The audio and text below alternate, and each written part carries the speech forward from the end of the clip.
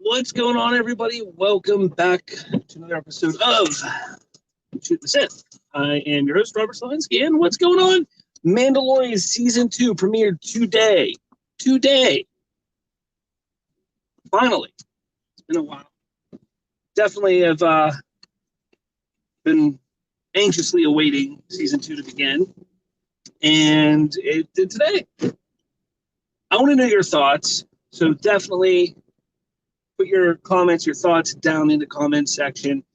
Hit that like button, hit that subscribe button over on YouTube. That way you can be notified. Hit that notification button. That way you're notified anytime a new episode of Shooting the Sith or Bridging the Geekdoms drops.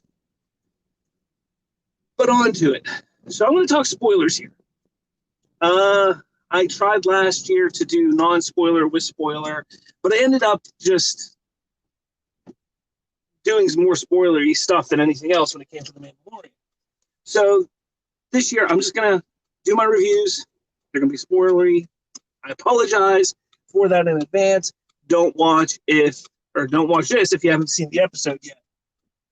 But this episode was fantastic. There are so many things about it that I think, as a Star Wars fan, you can't help but enjoy. The biggest thing that I want to say is, holy crap, the Western feel of this episode was absolutely phenomenal. I mean, even from the point of showing up to the town on these bike or spear bike, as he showed up, it was like the Western when the cowboy would ride in the town and take a look at everybody standing in the shops, their houses, their cars, and that. Like, that's what it was like. That was the first thing I noticed in this episode that really just took me back. I was like, wow, they're really going for this Western vibe, Western feel. Kudos to them for sure for that. Then the inclusion of Boba Fett's armor. Now, it's been speculated and rumored and pretty much well known that Timothy Olyphant would be in season 2 of Mandalorian. And he's in episode 1 of season 2. He's playing the Marshal in this town in Tatooine. He comes across Boba Fett's armor by finding some Jawas. He traded some rocks, gems, crystals, whatever you want to call it, to Jawas in exchange for the Mandalorian armor that just so happened to fit. That's the amazing thing about this episode, was the way they made you believe, and one of the things makes you believe that Boba Fett was dead, that he is dead, and that's what I like about it, because for so long there's been this back and forth, Boba Fett alive, Boba Fett dead, did he survive the Starlight, did he not survive the Starlight, and they pretty much go out of their way to make sure you understand Boba Fett's gone.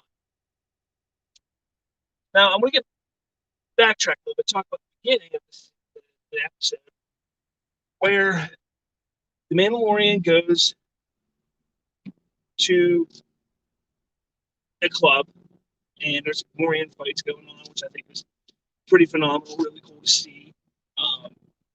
He talks to what appears to be some sort of gangster, smuggler. I'm just going to say he's a gangster with knowledge of the universe, and he's looking for knowledge from him on where a Mandalorian, or where the Mandalorians are hiding out. The whole aspect and idea that this gangster would try and one up the Mandalorian and take his armor, makes sense. I loved it. I loved how it kind of shows they didn't get away from the aspect and the idea of how adept of a fighter the Mandalorian is. And that's what I love about this episode, because it starts off right away like, look, don't forget, the Mandalorian is one hell of a bounty hunter, one hell of a fighter. Like, he can take care of himself. You don't need to worry about him. And I like that they did that, because it really accentuates later on in this episode when he is on Tatooine, helping this village, helping the Tusken Raiders, and attacking the Great Dragon, which, holy crap. From the time I was 10 years old, 9 years old, when I first saw Star Wars on VHS in my living room, and I see C-3PO R2-D2 walking across the sands of Tatooine, and I see that big, long skeleton, the Great Dragon skeleton, I was like, man, I gotta know what was that? I gotta know what that is. Then we finally see it, and it was phenomenal, absolutely phenomenal. There's so much fan service in this episode, in this show, but they do it in such a way that it's to help the narrative of the story. It's not just there to say, hey, this is fan service. And that is what I really, really enjoy. And that's why I think it's important that Dave Filoni is involved with more than just a few projects here and there within the Star Wars universe. I think the more Filoni's involved, the better the fan service, the better the content will be. So we got a great dragon in this. We got some Tusken Raider interactions, which I still love the idea of using sign language or a certain type of sign language to converse with them. I think that was a phenomenal idea that they did in season 1 and they're continuing it here. They give you a little backstory on the Marshal. They give you some story of how his town was overrun by some thugs, and it was because he went and was able to obtain the Mandalorian, or that Mandalorian armor. He was able to scare them away and became the sheriff or the marshal of the town. Again, very, very reminiscent of Westerns, and I love it. I really just love that idea. I'm not a big Western fan, but if more Westerns were like this, like Star Wars, I'd watch them all the time.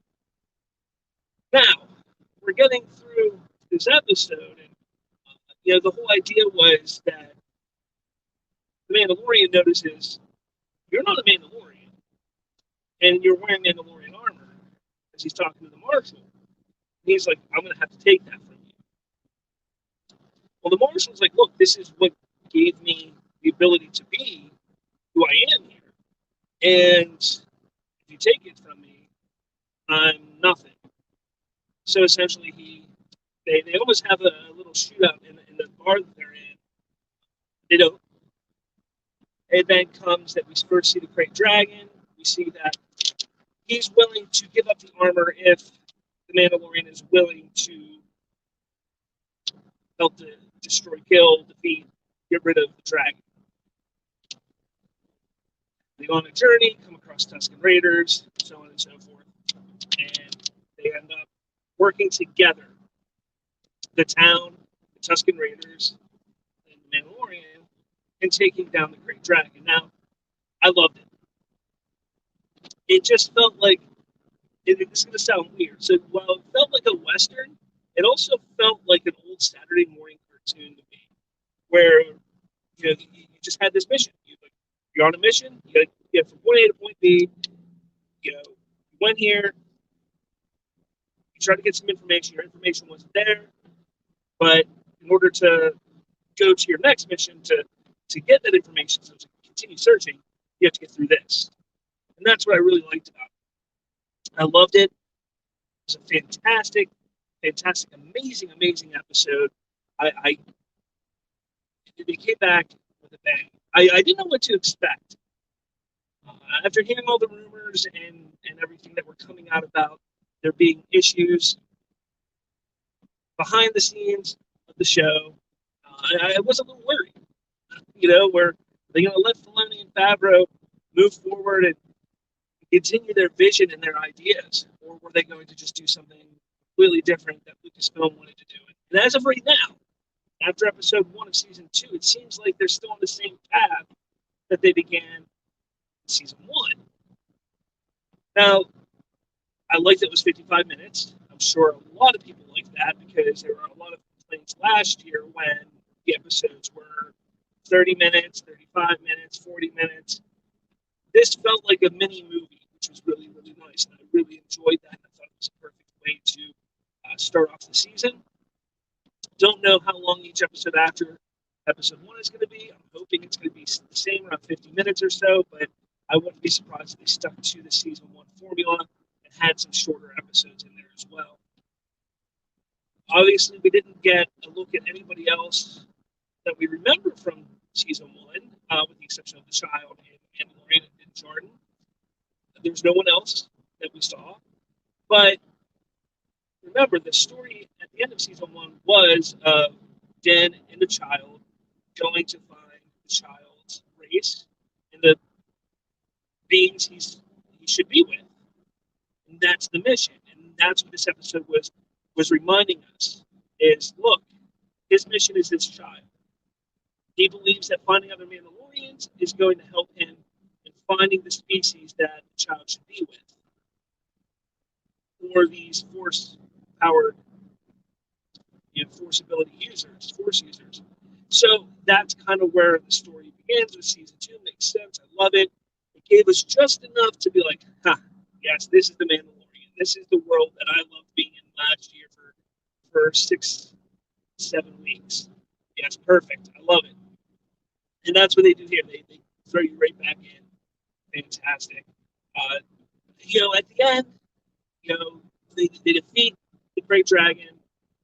The Marshal hands over the armor to the Mandalorian, which I was kind of shocked about that at first because I felt that what the Marshal did could have possibly shown the Mandalorian that he is worthy of wearing and utilizing that armor, and maybe would have said, "Look, a way to represent when you wear this armor," and it didn't go that way. I like how I hope we meet again sometime. They're going to. I mean, you get an actor like Timothy Olyphant, you're not going to just utilize him for one episode. I think it's going to be similar to how we saw Grief Karga, Carl Weathers, and Gina Carano's Cara Dune in season one. I think we're going to see him pop up, 2 or 3 more episodes this season, and helping move and push the story forward. Now, my next thing is the ending. The very end. So as I was mentioning a little bit ago, the whole idea, the whole point of seeing the Marshal with Boba Fett's armor was really pushing the notion that Boba Fett is dead. And at the end of the episode, we see the Mandalorian get on his speeder bike, ride back towards Mos Eisley to get back into his ship, I'm sure, to continue his journey. And as he's on the bike, as he's crossing the sands of Tatooine, we see a figure standing on a mountainside, a hillside, looking down at the Mandalorian, swooping by.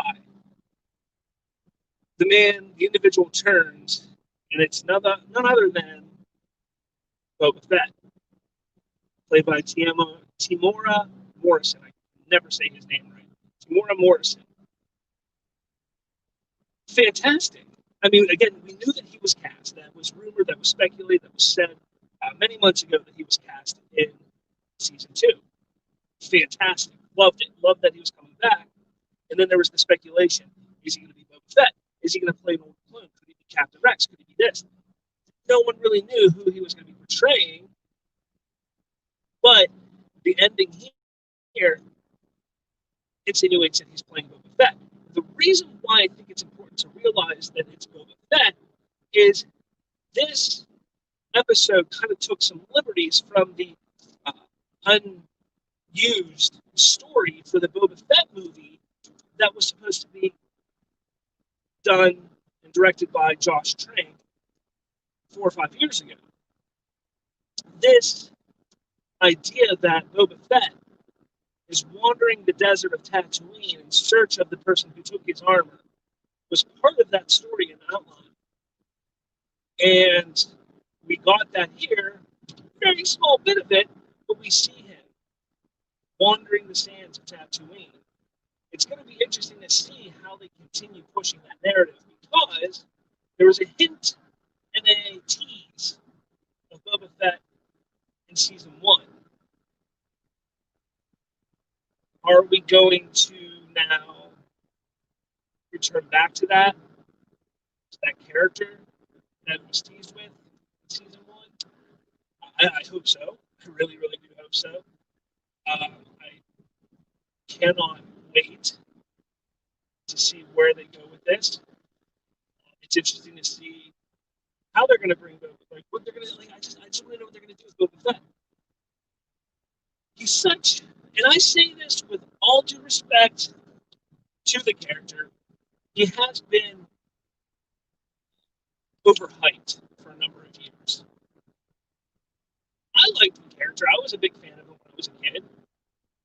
But sitting there today, I can sit there and say, look, yeah, I mean, he's a little overhyped. He's not all that great of a character in episode 4 and 5. I mean, or 5 and 6. Woo!